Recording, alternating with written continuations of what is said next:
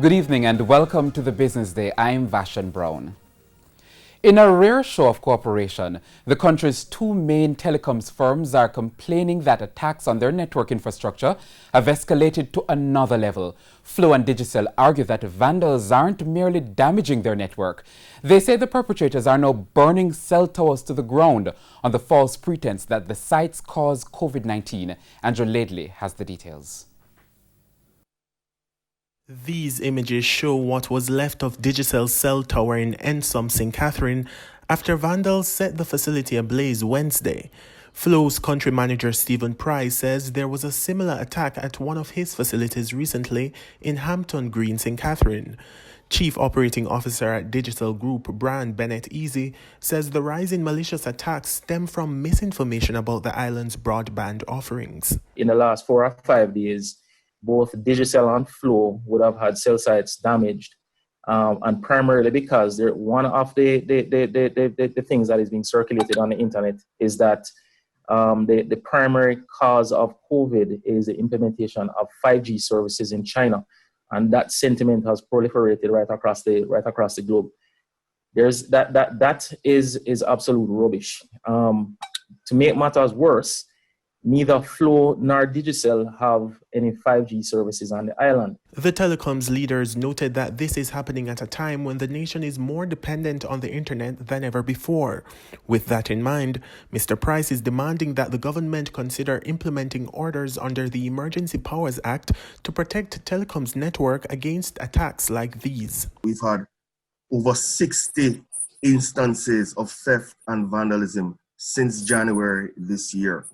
And the restoration of that is upwards of 300,000 US so far, because we expect more to potentially happen in the near future if something isn't done. Mr. Price highlighted that since the outbreak of COVID-19 on the island, and with more people staying home from schooling and work, Flow has seen up to 30% increase in data traffic, a historic figure for a developing country like Jamaica.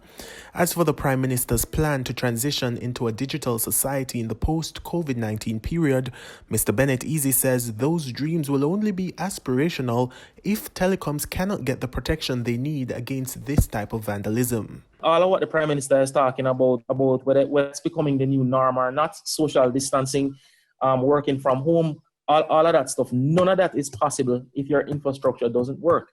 It's one thing to say that the telcos have, maybe in some cases self-inflicted issues, because maybe service outages or whatever it is. But it's another thing for people to maliciously go out and damage the infrastructure in the night. It's two completely different things. Mr. Bennett Easy says the damage to Digicel's cell tower Wednesday will cost the company about $500,000 to replace. He also noted that if the company loses one cell tower, about 7,000 people will be disconnected from the rest of the world.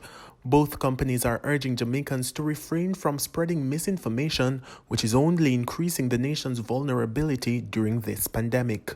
Andrew Laidley, TVJ News. Currency trading now, well, it ended today with the US dollar selling for $141.45. The Canadian dollar is selling for $102.44. The pound is going for $175.61, and the euro closed the day at $153.88. The JC index lost 3,337 points today, and the junior market index is down by 58 points. Among the winners were Proven Investments US dollar shares, Dolphin Cove, iCreate, Jamaican Teas and Mayberry Investments. On the losing side were Paramount Trading, Medical Disposables and Supplies, Lasco Manufacturing, Caribbean Cream and Everything Fresh. And that's the Business Day. I'm Vashan Brown. Good evening.